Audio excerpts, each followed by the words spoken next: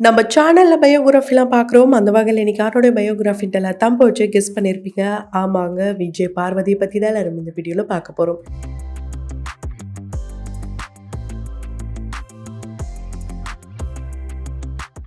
இவங்கள பத்தி பார்க்கறதுக்கு முன்னாடி இதுவரைக்கும் யாரெல்லாம் நம்ம சினி சமூகம் சேனலை சப்ஸ்கிரைப் பண்ணலையோ அவங்க எல்லாரும் மறக்காம சப்ஸ்கிரைப் பண்ணிட்டு பக்கத்துல இருக்க பெல் ஐக்கானையும் மறக்காம பிரஸ் பண்ணிடுங்க.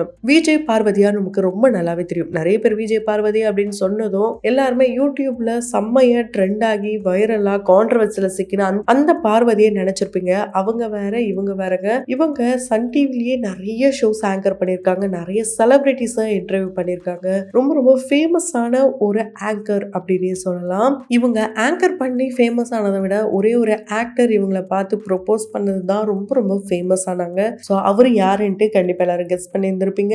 ஆமாங்க, அர்ஜுன் தாஸ் தான் இவங்களுக்கு ப்ரொபோஸ் பண்ணியிருப்பாரு. ஸோ இந்த ஒரு ப்ரொபோசல் வீடியோவை நிறைய பேர் லைக் பண்ணியிருக்காங்க. நிறைய மில்லியன்ஸ் ஆஃப் வியூஸ் போயிருக்கு. அந்த ப்ரொபோசல் வீடியோ பார்த்துட்டு நிறைய பேர் இவங்க தான் அவருடைய காதலியா இது போல கேள்வியெல்லாம் கூட கேட்டிருக்காங்க. ஸோ இவங்க சன் டிவில என்னதான் ஆங்கரா பல வருஷமா இருந்தாலும் ஆக்ட்ரஸா இப்போ களமிறங்கியிருக்காங்க.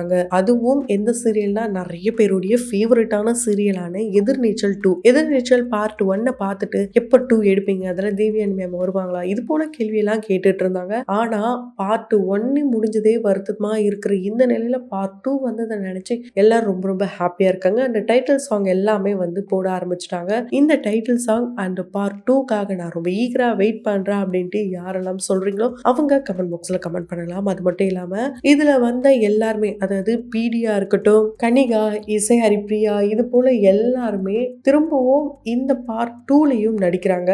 ஆனா ஜனனியா நடிச்ச மதுமிதா மட்டும் ரீப்ளேஸ்மெண்ட் ஆயிருக்காங்க. அவங்களுக்கு பதிலா தான் இப்போ விஜய் பார்வதி களமிறங்கிருக்காங்க. கண்டிப்பா இது ஜனனியுடைய ரசிகர்கள் மத்தியில கொஞ்சம் டிசப்பாயின்மெண்ட்டை ஏற்படுத்திருக்கலாம். இருந்தாலும் விஜய் பார்வதியுடைய ஆக்டிங்கை பார்க்க இந்த ரோலுக்கான ஒரு ஜஸ்டிபிகேஷனா அவங்க கொடுப்பாங்கன்னே சொல்லலாம். அந்த வகையில விஜய் பார்வதியை உங்களுக்கு ரொம்ப பிடிக்கும் அப்படின்னா கமெண்ட் பாக்ஸ்ல ரெட் ஹார்ட்டின் கொடுக்கலாம். இவங்களுடைய ஃபுல் நேம் பார்வதி வெங்கட்ரமணன். இவங்க கோவையை சேர்ந்த தமிழ் பொண்ணு தாங்க. செம்மையா சூப்பராகவே பேசுவாங்க. இவங்களுடைய வாய்ஸ்க்கு தனியாக ஃபேன் ஃபாலோவர்ஸே இருக்காங்க. அது மட்டும் இல்லாம இவங்களுடைய ட்ரெஸ்ஸிங் சென்ஸ் பார்த்தீங்கன்னா ரொம்ப ரொம்ப நீட்டா இருக்கும். இது வரைக்கும் அவங்க ஸ்கிரீன்ல வர ஒவ்வொரு ஃப்ரேமுமே ரொம்ப ரொம்ப அழகாவே மாத்திருப்பாங்க.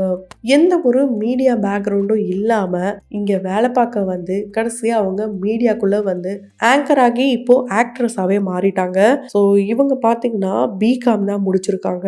கோவையில் இருக்க பிஎஸ்டி இந்த காலேஜ்ல படிக்கணும் நிறைய ஆசைப்பட்டாங்களாம். ஆனா கட் ஆஃப் ரொம்ப அதிகமா இருந்ததாம். இவங்க லேட்டாகவும் போயிட்டாங்களாம். அதனால படிக்க முடியாம போயிடுச்சாம். இவங்க இந்துஸ்தான் காலேஜ்ல தான் படிச்சிருக்காங்க. அவங்க படிச்சு முடிச்ச கையோட ஐடில பேங்கிங் செக்டார்ல இவங்களுக்கு வேலை கிடைச்சிருக்கு.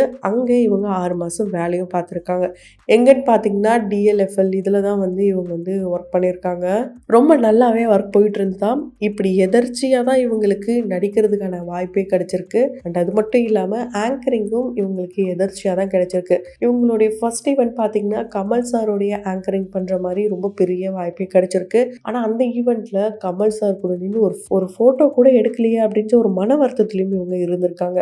ஆனா அந்த ஈவெண்ட்ல மிஸ் ஆனது இந்த செகண்ட் ஈவெண்ட்ல இவங்களுக்கு ரொம்ப பெரிய விஷயமாவே நடந்தது. ஏன்னா இவங்க ஒரு சின்ன ஃப்ரேம்ல கமல் சார் கூட ஒரு வேற இடத்துல, அதாவது தூரமா அவுட் ஆஃப் ஃபோக்கஸ் இருந்தா கூட பரவாயில்ல, எனக்கு அந்த போட்டோ வேணும் அப்படின்னு ஆசைப்பட்ட இவங்க வாழ்க்கையில செகண்ட் ஈவெண்ட்டும் இவங்களே ஆங்கர் பண்ற மாதிரி வாய்ப்பு கிடைச்சு அண்ட் கட்டிப்புடி வைத்தியமும் இவரு பண்ணியிருக்காரு. ஆமாங்க, வந்திருந்த ஆங்கருக்கு கட்டிப்புடி வைத்தியெல்லாம் கூட பண்ணாரு கமல் சார். அந்த வீடியோ கூட ரொம்ப வைரலாச்சு. ஸோ அந்த ஒரு போட்டோஸ், அதாவது ஒரு போட்டோ கிடைக்குமா ஏங்கின இடத்துல வளைச்சு போட்டோ எடுத்திருக்காங்க. இவங்களுக்கு வித்தின் செகண்ட்ல இவங்களுக்கு டக்கு டக்கு டக்குன்னு போட்டோ வந்துகிட்டே இருந்ததாங்க. ஸோ இதுல இருந்து எல்லாருக்கும் தெரிய வேண்டிய விஷயம் என்னன்னா, ஒரு விஷயம் அவங்களுக்கு கிடைக்காம போகுது அப்படின்னா அதை விட பெஸ்டா ஒரு விஷயம் கிடைக்க போகுது அப்படின்னு தான் அர்த்தம்.